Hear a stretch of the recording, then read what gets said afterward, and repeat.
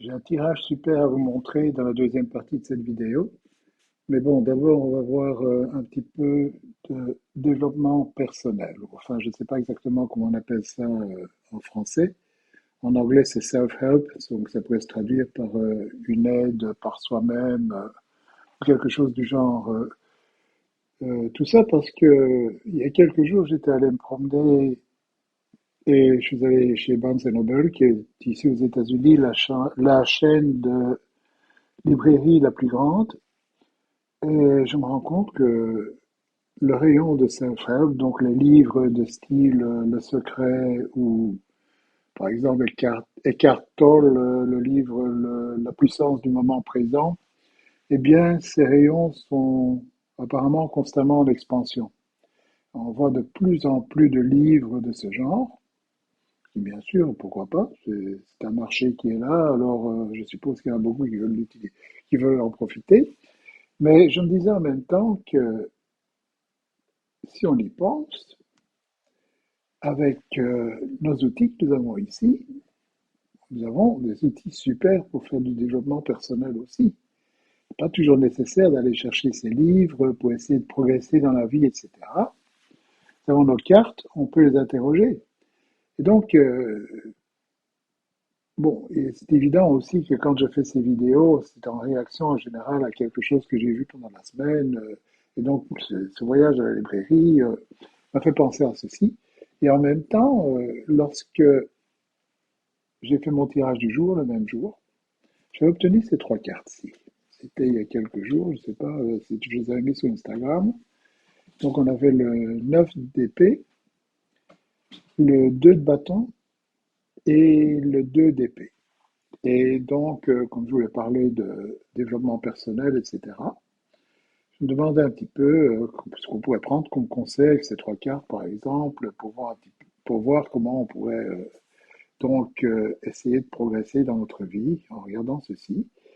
Et si on regarde un tirage comme ceci, donc sans question, juste comment puis-je progresser ou quelle est l'étape suivante dans ma progression personnelle, vous pouvez voir par exemple ici que nous avons un personnage ici au milieu qui tourne le dos aux deux d'épée ici. Et nous avons comme les deux personnages qui sont face à face ici, l'un en face de l'autre. Pour moi, dans ma méthode de lecture, ça veut dire que cette personne tourne le dos à ce qui se passe ici et donc, il y a comme une communication, comme une réunion entre les deux cartes, comme un entretien entre les deux, si on veut, interaction. Donc, c'est un petit peu comme ça que je lirai les cartes ici. Donc, qu'est-ce qui se passe? Bon, ici, nous avons bien sûr le 2 d'épée. Le 2 qui part de faire un choix, bien sûr. Nous avons les bras croisés, donc avec ces deux épées qui partent chacune d'un côté. Carte qui part de choix. C'est toujours ce qu'on dit avec celle-ci. Choix difficile parfois, puisque bon, la personne est bandée. Il y a l'eau qui représente les émotions, il y a la lune aussi qui représente un petit peu l'intuition, les émotions, etc., les choses qui sont pas très claires. Donc, il y a un choix qui n'est pas très clair à faire probablement. Il ne faut pas oublier non plus, si on parle de choix, surtout avec les épées, donc ici, c'est qu'il y a eu un conflit probablement, hein. Autrement, il n'y aurait pas de choix à faire. Ici, on voit la personne qui met ses deux épées sur le côté, donc elle ne veut pas croiser le fer. Donc un choix qui est difficile à faire, elle ne veut pas probablement commencer à avoir une discussion, ce genre de choses, puisque bon, on voit pas ces épées qui se croisent, donc comme un clash d'épées. Et il faut pas oublier non plus que des épées, c'est quand même des armes, hein. Ça sert à attaquer, ça sert à se défendre, donc c'est quelque chose d'assez agressif. Et ici, on voit qu'elles sont en train de s'éloigner l'une de l'autre, donc on pourrait parler d'un refus ici d'engager, si on veut, une discussion, ou d'engager comme une dispute, ou une bagarre, ou tout ce qu'on veut. Donc il y a un peu ça qui est dans cette carte. Et donc ici, personne tourne un petit peu le dos à tout ceci, à tous ces choix à faire, etc. Euh, et qu'est-ce qu'elle fait? Elle regarde vers le 9 d'épée. 9 d'épée qu'on appelle d'habitude la carte du cauchemar. Je regarde le nom qu'on lui donne, mais qu'on peut regarder et peut-être aller un peu plus loin ici en même temps. Hein, le 2 de bâton, lui, quant à lui, on dit toujours qu'on est en train de regarder plus loin, etc. Donc projeter ce qu'on pourrait faire dans l'avenir, etc. Si on traduit un petit peu ceci, donc la personne ici, au lieu de faire un choix, préfère regarder vers l'avenir et voir si dans l'avenir il y a autre chose qui se présente, et donc laisser les décisions à plus tard, donc les implémenter plus tard. Bon, qu'est-ce que ça veut dire ça, implémenter plus tard? C'est quelque chose qui va amener le 9 d'épée, chose qui n'est certainement pas bonne. Hein. Le 9 d'épée, c'est l'esprit qui est, si on veut, comment on dit en français, je ne sais plus, en overdrive, dirait-on en anglais, donc qui travaille tout le temps, qui est hyper chargé, plein d'idées. Hein. Bon, on en voit ici, on en voit 9 ici sur le mur, donc plein d'idées ici qui sont là, l'une après l'autre, etc., qui viennent un petit peu nous tourmenter tout le temps.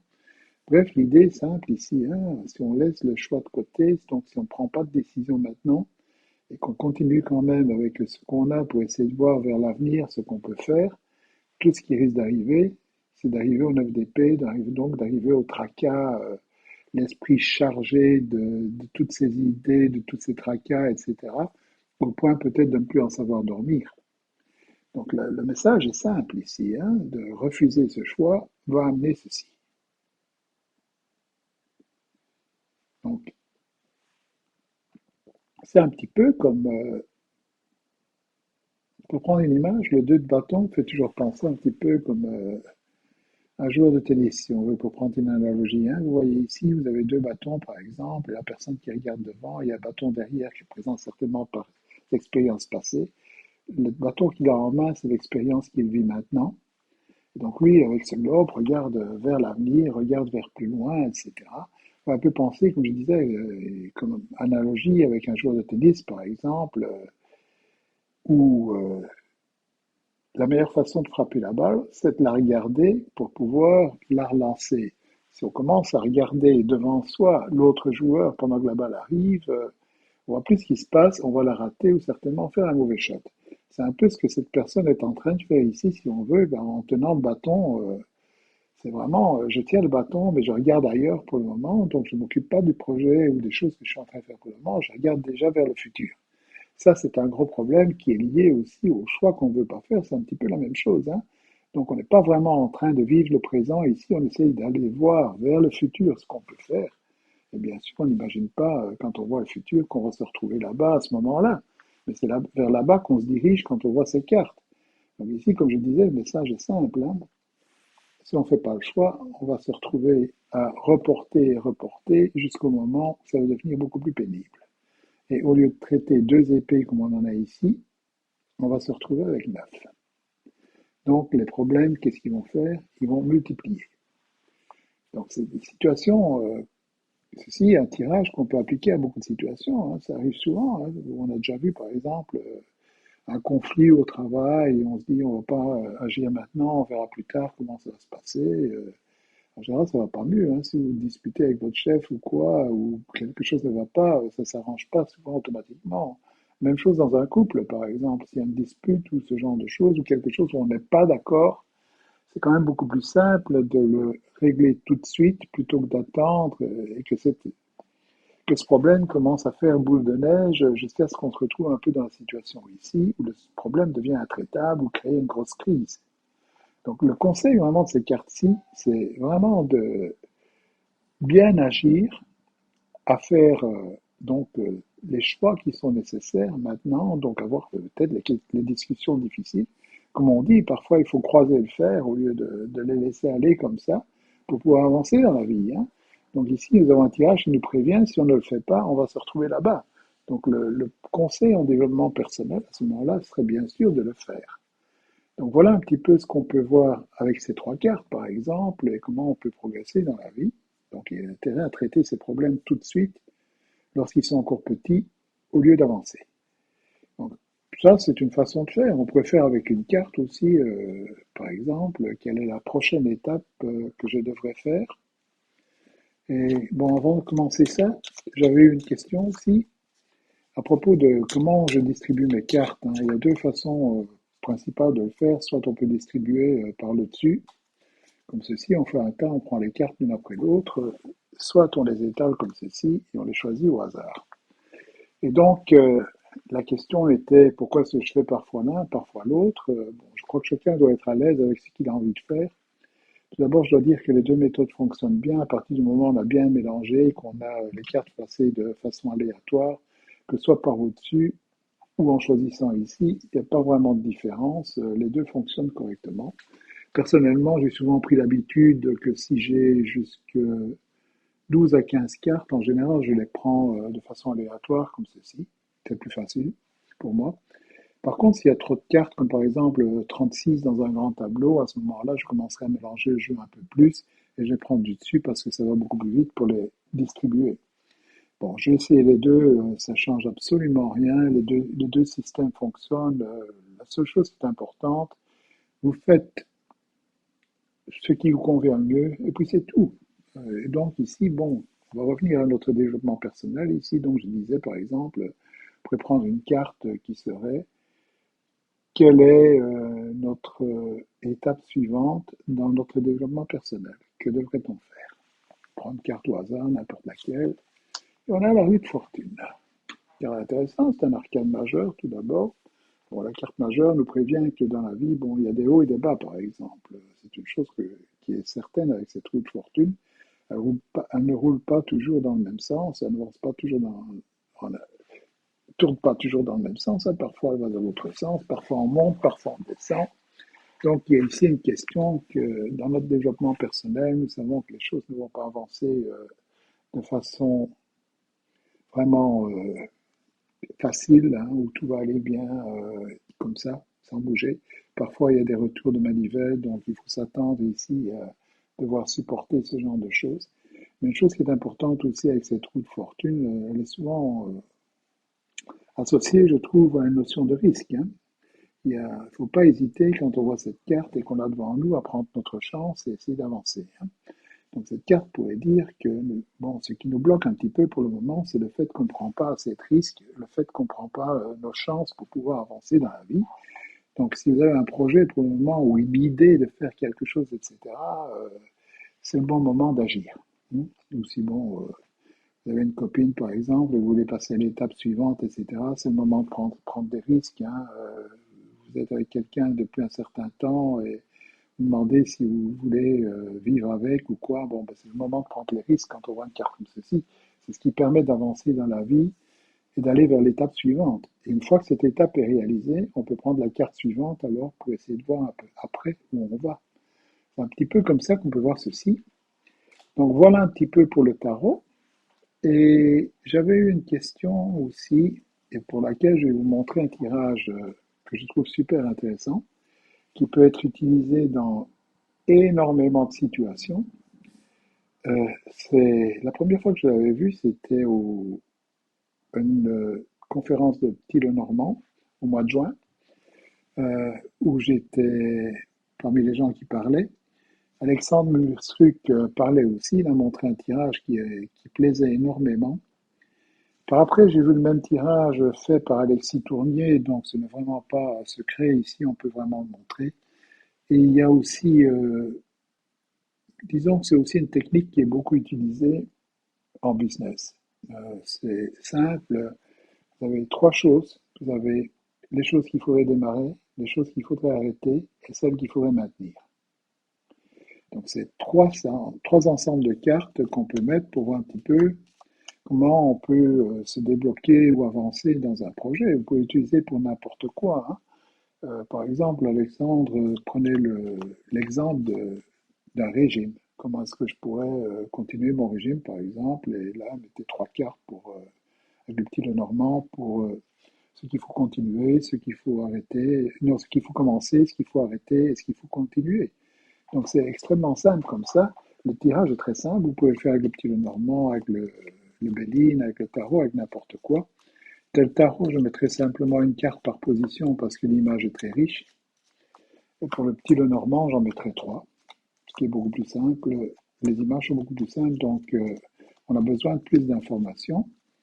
Donc j'ai une personne qui m'a demandé il n'y a pas longtemps une question et on va la faire avec ceci.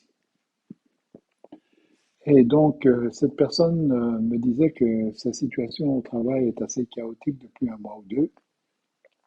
Donc, on va un petit peu voir ce que cette personne peut faire pour avancer dans la vie avec ça, à ces situations au travail. Donc, nous allons prendre 9 cartes avec ceci. Je disais 3 cartes ici qui sont les choses à commencer, 3 cartes ici qui sont les choses à arrêter, et 3 cartes finalement pour les choses à continuer. Donc là, nous avons les trois. Et nous allons pouvoir regarder un petit peu en détail, juste un instant. Pardon. Donc, quelles sont les choses à commencer? On va essayer d'avancer. Nous avons le vaisseau, nous avons l'arbre et l'anneau.